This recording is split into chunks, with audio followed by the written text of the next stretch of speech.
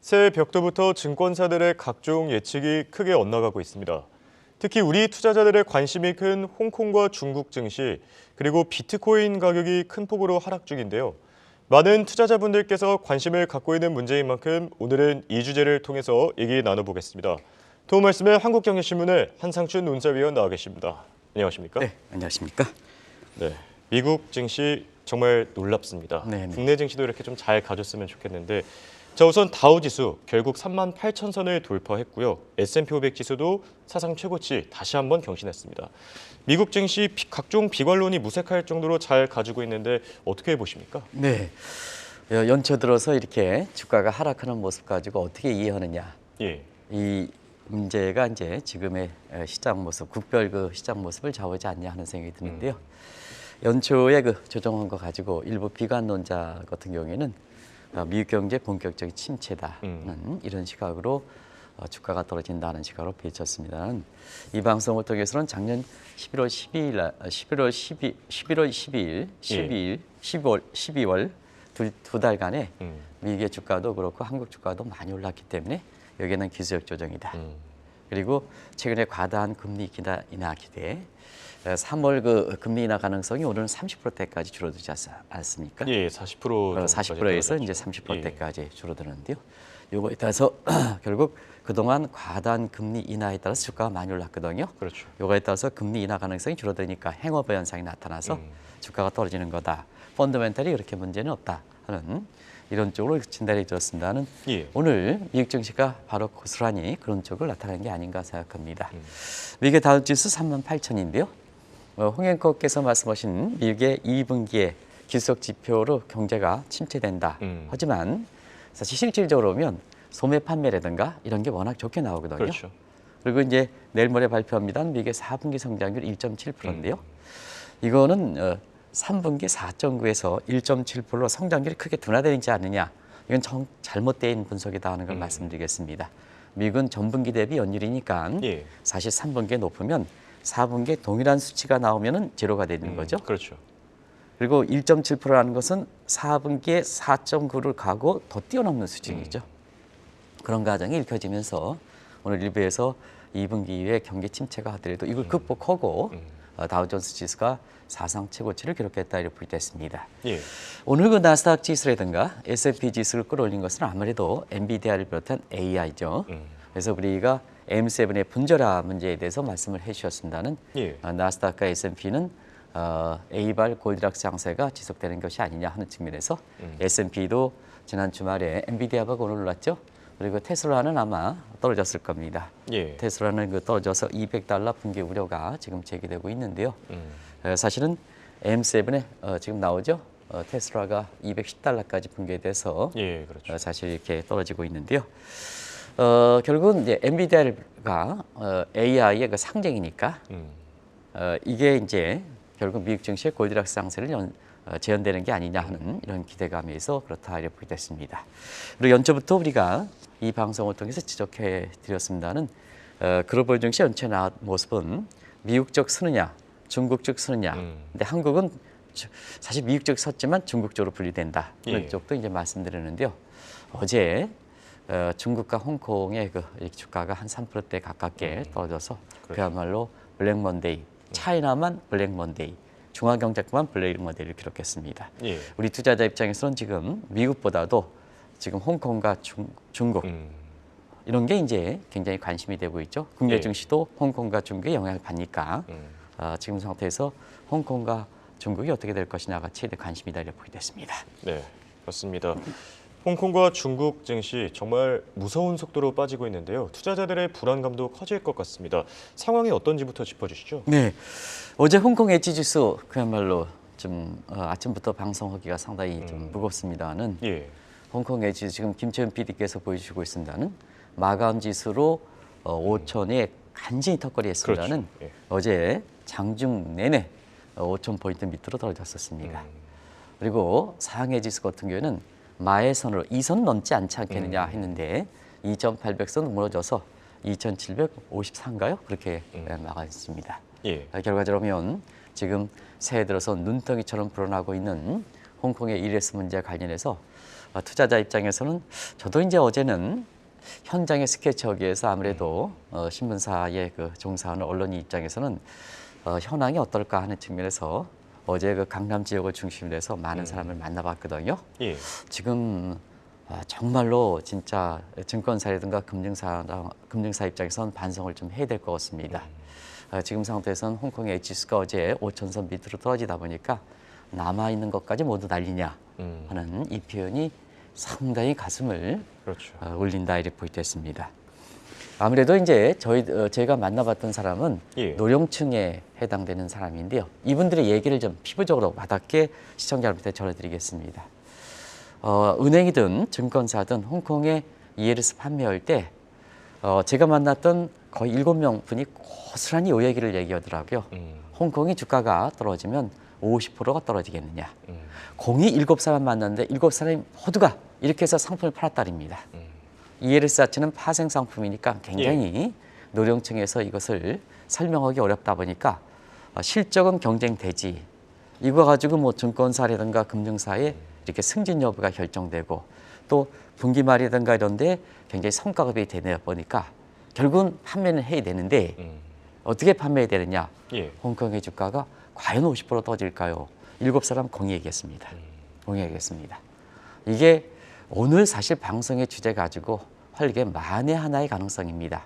우리가 정기분포상의 테러 리스크에 해당되는 만에 하나, 어쩌다 한번 발생하는 만에 하나, 우리 속담에 설마가 사람 줍는다. 그게 월스트리트존에서 한국의 증권사들이 해외 그것이 홍콩의 ELS든 해외 부동산 투자든 최근에 채권에 이렇게 돌려막기든 전부 한국은 테일 리스크적인 측면에서 너무 안이하게 생각했다. 대표적인 사례가 이렇다 이렇게 보겠습니다. 근데 이제 서글픈 것은 불과 5년 전에도 제가 한국경제TV에 방송했던 내용으로 한번 보면 시청자 여러분 기억나실 겁니다. 그때 DLF라에서 이때 98%가 날아갔습니다. 그때도 DLF 판매할 때 독일 경제가 설령 마이너스로 추락하겠느냐 하는 입장이었거든요.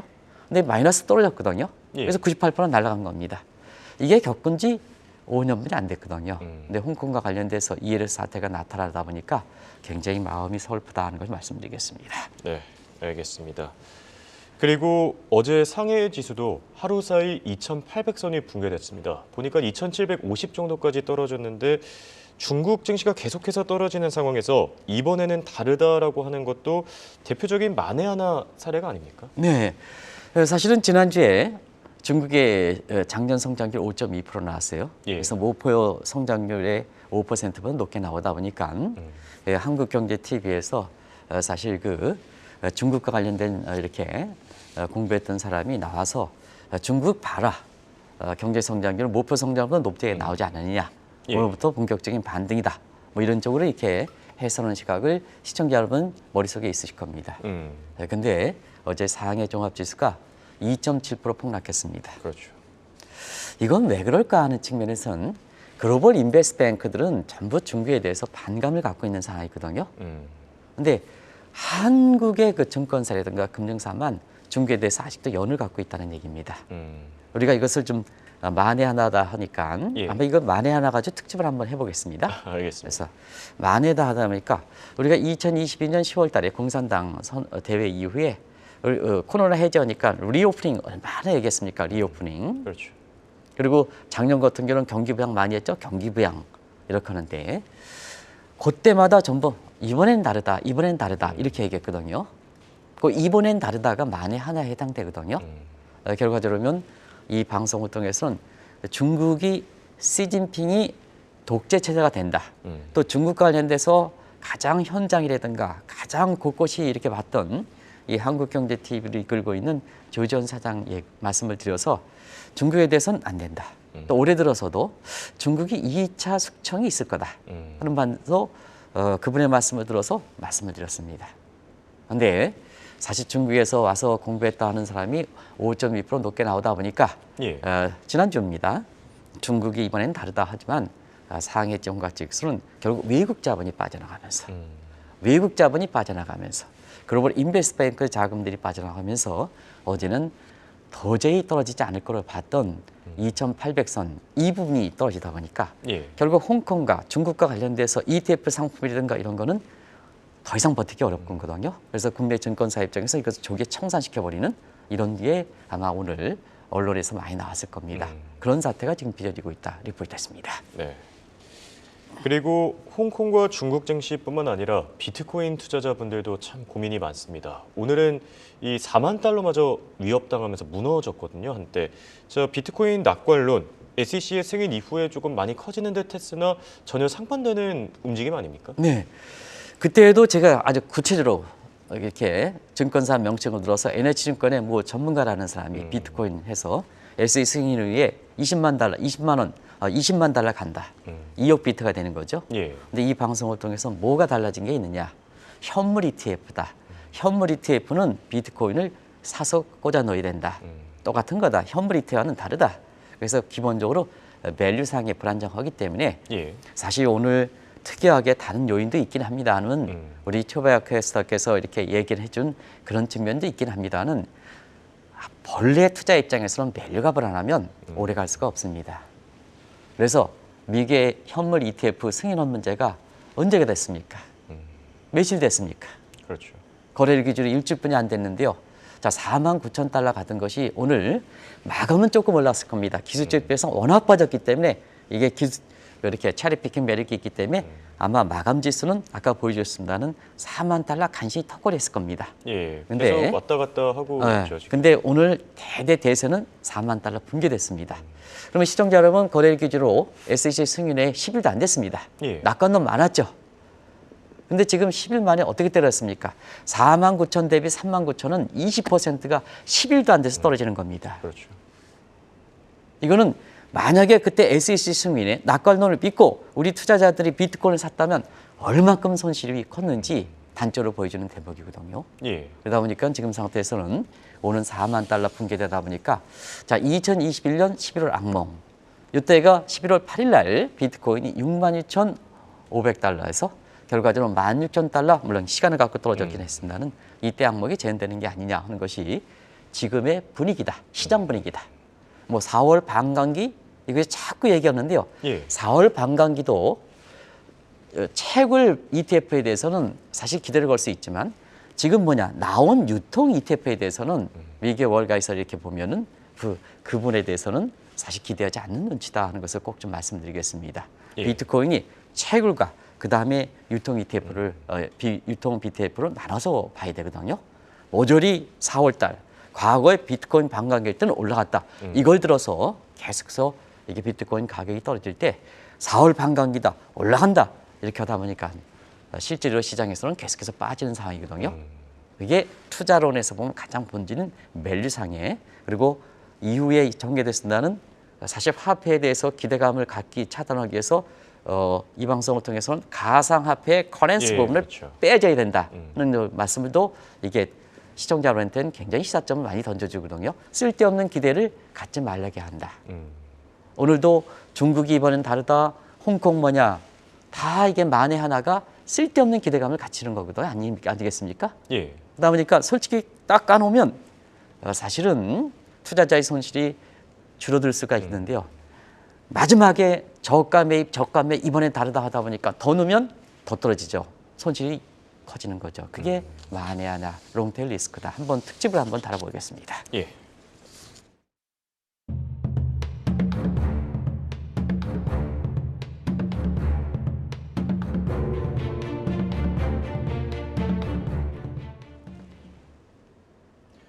그렇다면 우리 투자자들은 어디에 기대해야 될까요? 일각에서는 지금 유일한 희망은 미국이다 이런 얘기들이 나오고 있고요. AI발 골디락스의 장세가 다시 찾아올 것이다. 기대감도 커지고 있는데 가능성은 얼마나 보십니까? 네, 우리 투자자 입장에서 홍콩 ELS 중국의 뭐 부동산이라든가 중국 관련된 주식이라든가 비트코인 다 관심들이 높죠. 예. 이 부분이 이제 또 국내 증시도 좀 안 좋으니까 결국 유일한 희망이 미국이다. 연초부터도 미국과 관련된 인도가 되겠죠. 예. 이런 국가들의 모습. 그리고 지금 중남미 국가들이 사실 그 밀레 후보 이으면서 시장 경제를 도입하다 보니까 중남미도 이렇게 괜찮다 하는 쪽으로 또 말씀드렸는데 그런 상황이 전개된다고 보겠습니다. 예. 아무래도 그 중심선은 미국의 증가가 아닌가 생각합니다. 미국 주가 오늘도 다우존스 지수, S&P 지수 사상 최고치를 기록했는데요. 이후의 모습에 대해서 두 가지 현상이 있는 것 같습니다. 물마켓, 해서 앞으로 미국 장세가 신기술 개발 이후에는 이렇게 계속해서 골디락스 장세가 나왔기 때문에 계속해서 장세가 좋지 않느냐 하는 시각. 예. 근데 수가 러시 현상이다 해서 우리가 설탕을 먹으면 일시적으로 혼돈 상태다, 흥분 상태다. 그러나 조금 있다가는 제정신을 차린다.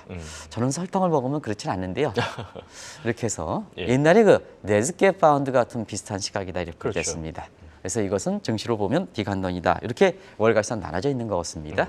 그래서 오늘 그 미국의 연착륙가 2분기에는 마이너스 빠진다 기술적 지표상에 이것도 사실 어느 쪽으로 좀 기대느냐. 다우존스가 38,000 넘은 것은 결국 연착륙의 기대가 높은 이런 상황이거든요. 그렇죠. 왜냐하면 금리 인하 가능성에 대해서 3월에 가능성이 더 줄어들었으니까 예. 지금 한때는 90% 갔던 것이 지금 40% 30%까지 떨어졌지 않습니까? 그런 과정에서 보면 펀더멘탈이 좋은 게 다 이렇게 보이겠습니다. 결과적으로 이렇게 미국에 대해서 경기라든가 이런 측면에서 비교적 좋은 시각을 유지해서 주가가 올리는 데에는 사실 과거의 사례 보면 일전에도 말씀드렸습니다는 1990년대 일본이 막강한 제조업 경쟁을 바탕으로 해서 자산이 붕괴되는 과정에서 세계 경제가 일본반 금리가 오는 게 아니냐 하는 측에서 그때 미국이 인터넷을 비롯한 IT 이게 제3의 산업혁명이 결과적으로 보면 위기를 극복했거든요. 예. 그리고 작년부터 쭉 AI가 산업에 미친 영향을 본다면 작년 초에는 우리도 이에서 Great Recession, Slow Recession, Swamp Recession, More Crisis 비관론이 많이 나왔죠. 그런데 작년에 챗GPT가 작년 2월달, 3월달 되면서 이것이 결국 신기술과 함께 지금 미국의 산업계를 주도하고 M7을 증시를 집권한 모습이거든요. 이런 각도에서 이렇게 보면 사실 미국에서 이렇게 보면 오늘 증시에서 2분기 경기 침체 그러나 미국의 다우존스 지수가 올라간 데는 그 시사점을 많이 월가에서 의미를 부여하는 거거든요. 이런 과정에서는 역시 미국의 챗GPT를 비롯한 인공지능이 새로운 국면을 양출해 줄 수 있다는 측면이 지금 미국의 주가를 계속해서 끌어올리는 배경이다 이렇게 보이겠습니다. 네. 그리고 AI발 골디락스 장세를 기대하기 위해서는 앞으로 산업 트렌드를 좀 알아볼 필요가 있겠는데요. 연초부터 있었던 3대 국제행사 모두 끝났죠? 네, 지난주 말에 다보스 포럼을 기록해서 끝났죠.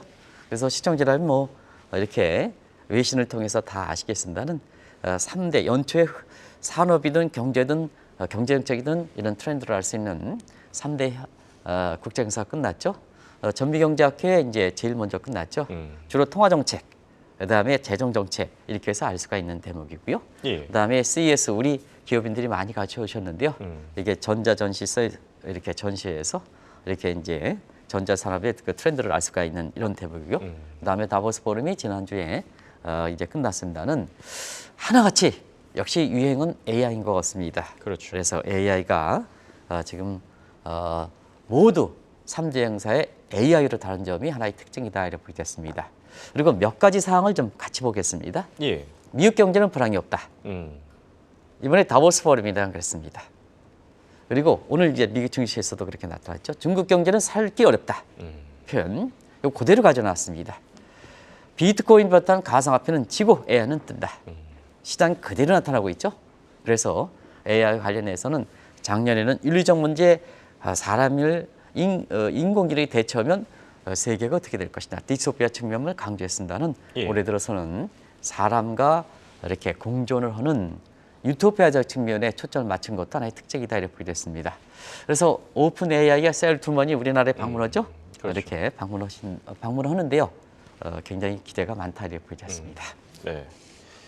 자, 그리고 3대 국제행사에서 공통적으로 AI에 대한 관심이 워낙 뜨거웠다고 하는데요. 일각에서는 이런 표현도 있어요. 너무 뜨거워서 얼굴에 데일 뻔했다. 그만큼 뭐 AI 분위기가 참 뜨거운 거 아니겠습니까? 네, 그거는 제가 사실 AI 갔다 오신 분한테 CES 갔다 오신 기업인들한테 들었습니다. 저는 이렇게 참여를 못했었는데요. 사실은 그분들의 얘기가 AI에 대해서 뜨겁다 하는 표현을 얼굴에 댈 정도다 하는데요. 그 내용들을 한번 전해드렸습니다. 각주를 통해서 전해드렸는데요. 사실 그렇습니다. 1년 전의 모습과 완전히 달라진 모습을 아마 보실 거로 이렇게 생각하는데요. 지금 상태에서는 이런 얘기하죠. 이런 얘기하면서 질문 7번에 대한 답을 마치겠습니다. 모든 길은 로마와 통한다. 근데 지금 상태에서는 모든 기술은 AI로 통한다. 이걸 한번 정리해 드리겠습니다. 예. 이게 3대 국제 행사의 분위기다 하는 걸 말씀드리겠습니다. 결과적으로 보면 지금 AI는 4차 산업혁명에서 5차 산업혁명을 뛰어넘어서 6차로 바로 간다. AI는 모두가 융합 뭐 이렇게 되는 거죠. 예. 그래서 산업발전상 1차, 2차, 3차에서 4차로 얘기하다가 4차가 좀 크로스 융합이 다보스 포럼의 창시자가 4차 산업혁명을 처음 얘기했습니다는 사실 이것이 코로나 때문에 제대로 진전되지 못한 상태에서 AI가 들어오다 보니까 바로 6차 산업으로 뛰어넘는 이런 그래서 5G라든가 이런 것도 밖으로 6G라든가 이런 쪽으로 바로 넘어가는 이런 모습이 이번에 3대 국제 행사를 통해서 산업의 발전상 보면 굉장히 앞당기지가 모든 게 빨라지는 거죠. 빨라지는 거죠. 그대로 보여준다. 그래서 정치적 측면에서 이것을 이렇게 작년에 챗GPT 문제에 대해서 이렇게 됐습니다는 지금은 이제 지금 시가총액상으로 보면 사실 오픈 AI가 엔비디아보다 좀 앞설 수가 있다 하는 얘기가 많이 나오죠. 앞섰거나 앞서. 그게 이제 작년에 보면 AI의 어떤 GPU라든가 이런 게 엔비디아의 그 강점이었었는데 예. 지금 오픈 AI에서 다이렉트리 그렇죠. 다이렉트리 오픈 AI가 이렇게 셀 루트만 이렇게 해서 하는데요. 그만큼 시가총액이 1년 단위로 바뀌지 않습니까? 바뀌지 않습니까? 이런 거를 보면 산업이 굉장히 빨리 자라는 과거에는 한 산업당 원 제너레이션 30년 정도로 이렇게 지속될 수 있고 그다음에 금융이기 때문에 10년은 지속되는데 지금은 1년 단위로 시가총액이 변할 만큼 빨리 산업이 급변하고 있다. 신기술도 나오고 바로 들어오면 세계가 하나이기 때문에 바로 시가총액을 밀어붙인다. 이게 지금 나오는 게 아닌가 생각합니다. 네. 결론을 맺어보겠습니다. 얘기를 종합해보면 미국 경제 그리고 미국 증시 참 좋습니다. 그런데도 불구하고 일각에서는 침체에 대한 얘기가 계속해서 나오고 있는데요. 네. 이 부분 마무리해 주시죠. 이 대목은 3대 국제 행사에서 거기에는 세계적 석탁도 있고 그다음에 경제정책을 이끌어가는 사람도 있고 그다음에 현장에서 기업에서 경제정책을 가는 사람들이 모두가 포함된 이런 예. 개념에서 일부 사람이 얘기하는 일부 예측기관이 얘기하는 한계가는 미국 경제의 침체다. 침체 가능성에 대해서는 이거는 세계를 지도하는 사람들 석학도 있고 경제정책 이끌어가는 실질이 있고 거기 밑에서 하는 기업인 있고 이런 사람들이 종합적으로 미국 경제는 불황을 겪을 확률이 적다고 반박했습니다. 아마 이 대목에서는 지금도 12월 민간 소비 지표로 아마 설명드린 적이 있습니다.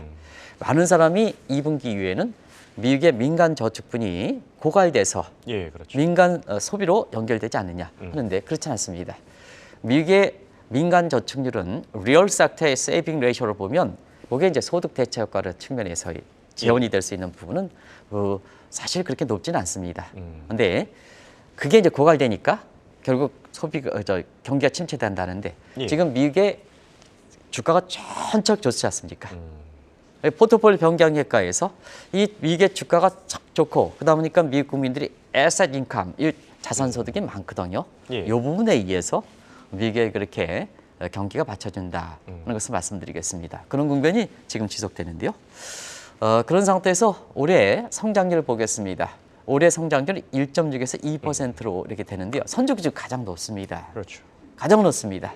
질적으로도 지금 완전 고용입니다. 예, 그리고 인플레 통계되고 있습니다. 그렇죠. 그리고 연착륙합니다.